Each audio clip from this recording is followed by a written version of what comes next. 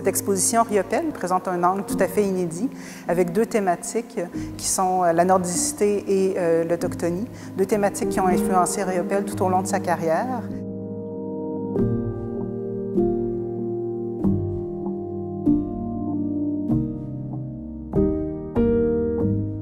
Dans le cadre de l'exposition, on axe surtout sur les années 50 et les années 70, qui sont vraiment des années très, très riches en termes d'inspiration pour Riopelle.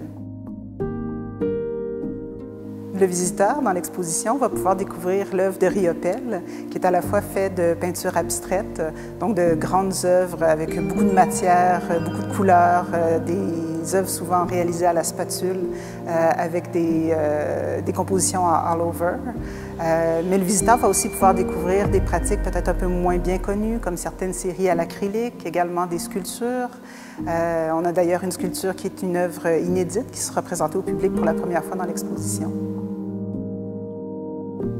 Donc l'exposition, évidemment, présente un grand nombre d'œuvres de Riopelle, mais également plusieurs œuvres autochtones, parce que Riopelle s'est grandement inspiré, principalement par la voie du livre, certains ouvrages anthropologiques où Riopelle a pu observer des masques, différents objets autochtones. Donc, dans notre travail de recherche, ça a été de retrouver quelles sont ces sources et de mettre en parallèle les œuvres de Riopelle avec certaines œuvres autochtones qui l'ont inspiré.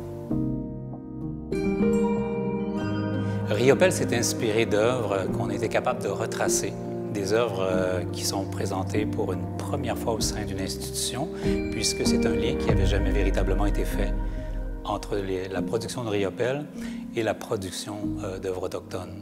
Un autre aspect important de l'exposition, c'est que puisqu'on expose des œuvres plutôt historiques des cultures autochtones, il nous apparaissait tout à fait majeur d'introduire aussi des œuvres contemporaines pour témoigner de la vitalité de leur culture actuelle.